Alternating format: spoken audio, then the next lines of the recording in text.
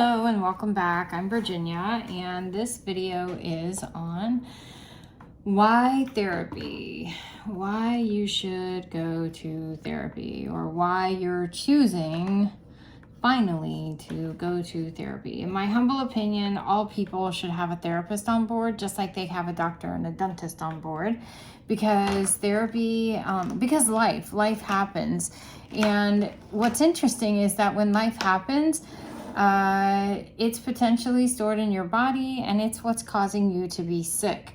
And if you're constantly stressed, it's going to cause you to be sick. If you're overweight and because you have trauma, it's going to cause you to be sick. So there are, like, if you're a firefighter, you're always going to have secondary trauma, or an ER professional, or a social worker. I mean, there are police. There's reasons, all kinds of reasons for grown-ups to get therapy. There's all kinds of reasons for kids to get therapy. So why therapy and how to choose a therapist is what we're going to talk about today. So let me do my best illustration on kind of explaining how do we get to the good stuff, the good parts of your life. So when you were born, you were given a house without your permission. And that came with a whole lot of influences. How your parents were raised, how their parents were raised. So we're going to call that generational trauma, or not. Maybe it's not trauma.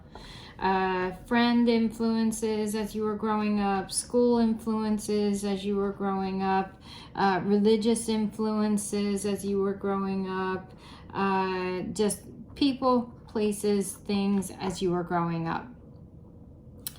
Then all of these things combined maybe perhaps caused you to have some feelings, right?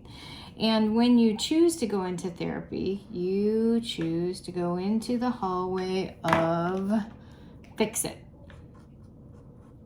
There's things not serving me that don't make sense to me anymore, or there's trauma from my past, or whatever, but you're going into the hallway of fix it. This is therapy. I call this a lot the rabbit hole.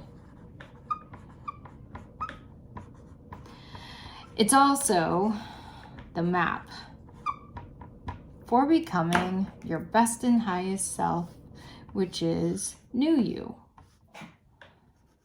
We're building a foundation for new you. This is where we're going to identify trauma, things no longer serving you, bad habits, addiction, blah, blah, blah. And we're also going to do the good stuff, which is dreams, goals, life planning, that sort of thing. Sometimes these things can be really overwhelming, which is why you get a therapist. Now, a lot of people think that the fix-it part can be really scary, and it can, because you've got to talk about the narratives, the stuff that's stuck inside of you, the stories you tell yourself.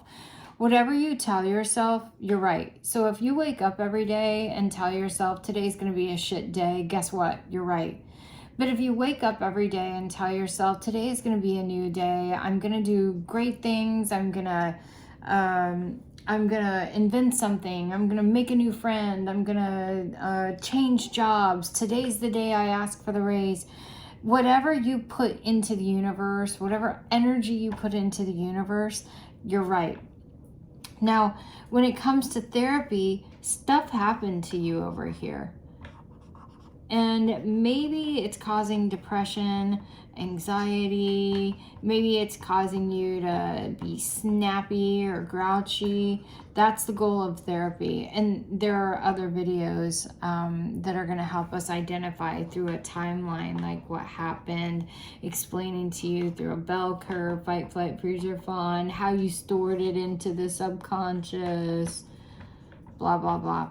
But at the end of the day, this is the goal, and we are trained to help you reach the goal. This is the hard part. This is the tricky part. You're not going to like all the conversations that we have. Our goal, our job is to help you fix what is no longer working for you. And that means that we may, because we're trained to understand human behavior, we may see some blind spots that need fixed that you may not see. So this is the hard part, but it doesn't have to be debilitating. I want to say that it doesn't have to be debilitating, and I think that's a lot why people don't get therapy, is because they think, oh, it's going to be so impossible, I don't want to talk about that stuff. Or they may say, well, I've already had therapy and I've worked through all that. Well, really, as they're telling me, I don't want to talk about my mom's stuff, I've already worked through all that, and they're bawling their eyes out.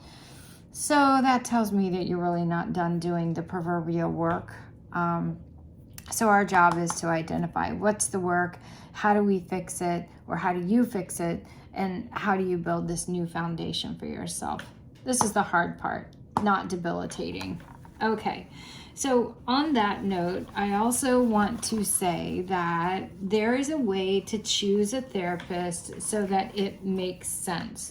So we specialize, just like doctors specialize, in modalities. It could be CBT, cognitive behavioral therapy, DBT.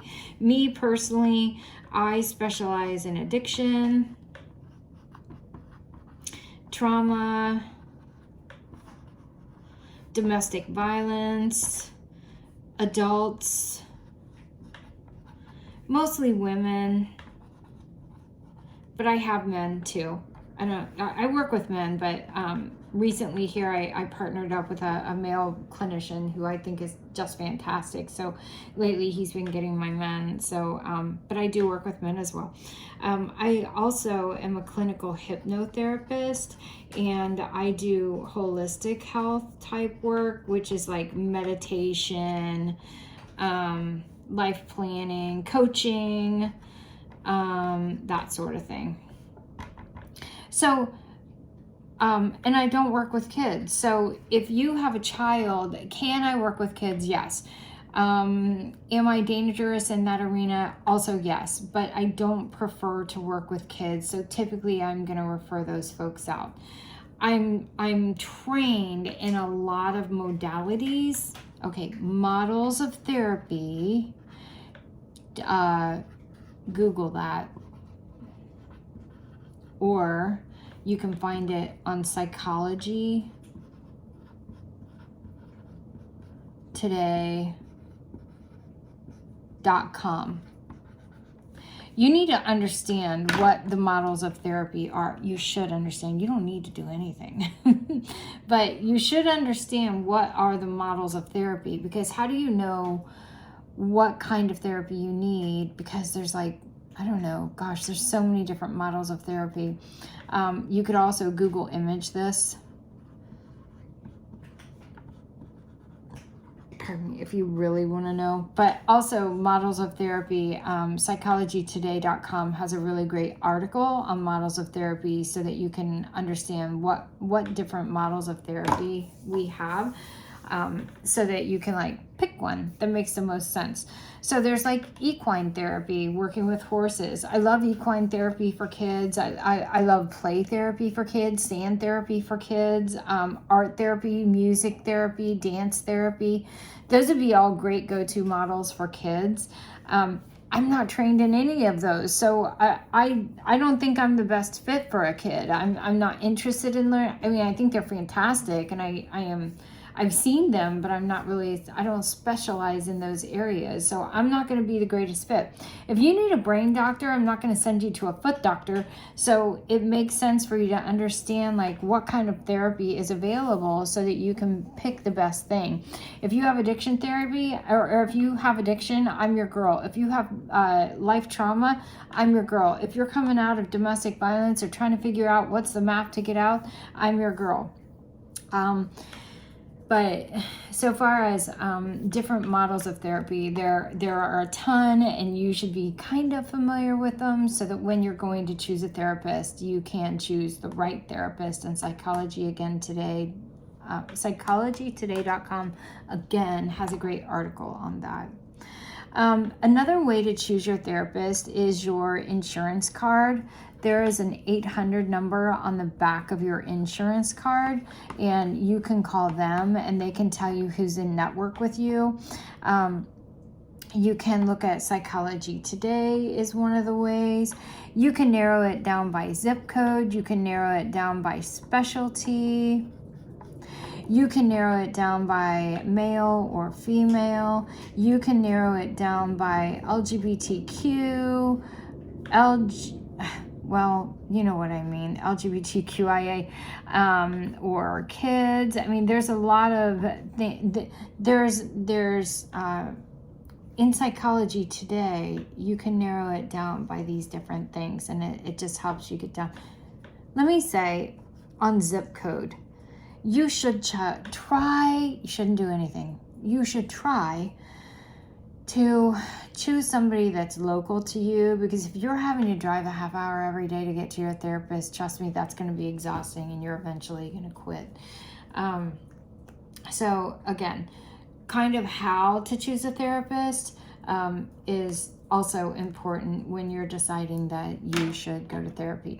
If you have any questions about that, any of this, you can get a hold of me. I'm on the website, behealthyforlife.com. You can email me, virginia.clegg@behealthyforlife.com. My phone number is on the website. Text is the fastest way to reach me, but I think all of this makes sense. But if you have any questions, by all means, reach out. This is meant for educational and entertainment purposes only. Thank you so much for spending time with me, and I hope it was helpful.